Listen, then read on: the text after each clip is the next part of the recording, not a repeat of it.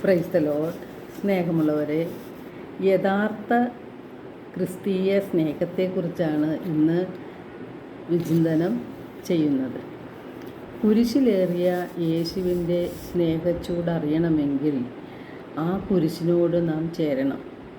കുരിശിനോട് ചേർന്നവരെല്ലാം സ്നേഹമായി മാറിയിട്ടുമുണ്ട്.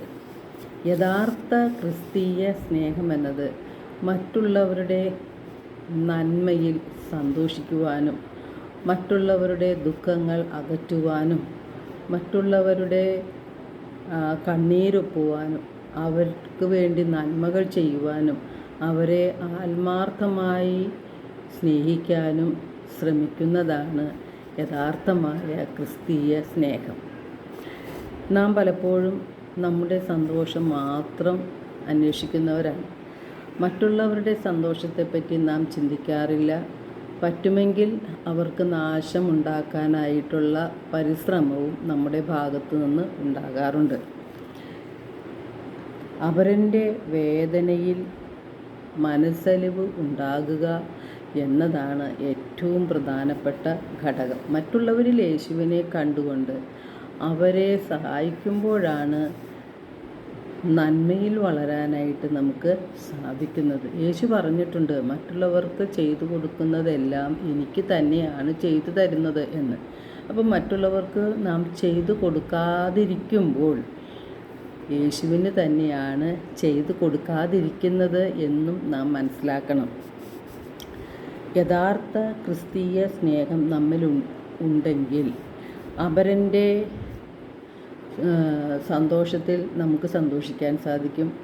അപരൻ്റെ ദുഃഖങ്ങളിൽ നമുക്ക് ദുഃഖിക്കാൻ കഴിയും.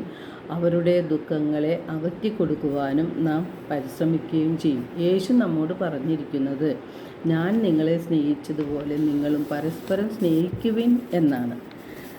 ക്രിസ്തീയ സ്നേഹം പരസ്പരം ഉയർത്തുന്നതാകണം. വചനമാകുന്ന കൂടം കൊണ്ട് നമ്മുടെ ഹൃദയത്തിൻ്റെ കാഠിന്യത്തെ മാറ്റി ഹൃദയം ഒരു നിർമ്മല അവസ്ഥയിലേക്ക് കൊണ്ടുപോകണം. ഹൃദയത്തിൽ നാം സൂക്ഷിക്കുന്ന അഹങ്കാരവും നമ്മുടെ സ്വാർത്ഥതയും കാപട്യങ്ങളും എല്ലാം മാറ്റി നിർമ്മലമായ ഹൃദയത്തോടെ നാം ദൈവത്തിൻ്റെ വചനങ്ങളെ സ്വീകരിക്കുമ്പോൾ, അത് ധ്യാനിക്കുമ്പോൾ, അവ ഹൃദയത്തിൽ നിറയ്ക്കുമ്പോൾ നമുക്ക് ദൈവിക സ്നേഹമുണ്ടാകും. നമ്മുടെ ഹൃദയം നിർമ്മലമായി തീരുകയും ചെയ്യും. ദൈവത്തിൻ്റെ ആത്മാവ് നമ്മോട് ചോദിക്കുന്നത്, അപരൻ്റെ നന്മയിൽ നമുക്ക് സന്തോഷിക്കാൻ കഴിയുന്നുണ്ടോ? നല്ല ഒരു വീട് അവർ വച്ച് കഴിയുമ്പോൾ, അല്ലെങ്കിൽ ഒരു നല്ല വാഹനം അവർ വാങ്ങുമ്പോൾ നമ്മുടെ മനസ്സിലുണ്ടാകുന്ന വികാരം എന്താണ്? അസൂയയാണെങ്കിൽ അവിടെ ദൈവസ്നേഹമില്ല എന്ന് വ്യക്തമാണ്. ഉൽപ്പത്തി 4-ാം അധ്യായത്തിൽ കായേലിൻ്റെ ഉള്ളിൽ ഉണ്ടായ ഒരു വിരോധം അസൂയയായി മാറുകയും വെറുപ്പായി അത് കൊലപാതകത്തിൽ അവസാനിക്കുകയും ചെയ്തു. എന്നാൽ നാം അവിടെ മനസ്സിലാക്കേണ്ടത്, നമ്മുടെ ഹൃദയത്തിൽ വിശുദ്ധിയില്ലെങ്കിൽ, വിദ്വേഷം വെച്ച് പുലർത്തുകയാണെങ്കിൽ നാം അശുദ്ധരായി മാറും എന്ന് മനസ്സിലാക്കണം. അത് നമ്മെ വീണ്ടും വീണ്ടും പാപം ചെയ്യിക്കാനുള്ള ഒരവസ്ഥയിലേക്ക് നമ്മെ എത്തിക്കും. ഉൽപ്പത്തി പുസ്തകത്തിൽ നാം കണ്ടതുപോലെ നമ്മുടെ ഹൃദയത്തെ നാം വിദ്വേഷം കൊണ്ട് നിറയ്ക്കരുത്. പരിശുദ്ധ അമ്മ നമുക്ക് മാതൃക തരുന്നുണ്ട്.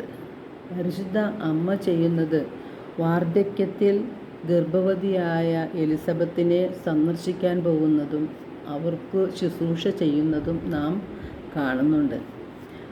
അതുപോലെ മറ്റുള്ളവരുടെ ഉയർച്ചയിൽ ആഹ്ലാദിക്കുന്ന ഒരു മനോഭാവമാണ് നമുക്ക് എല്ലാവർക്കും ഉണ്ടായിരിക്കേണ്ടത്.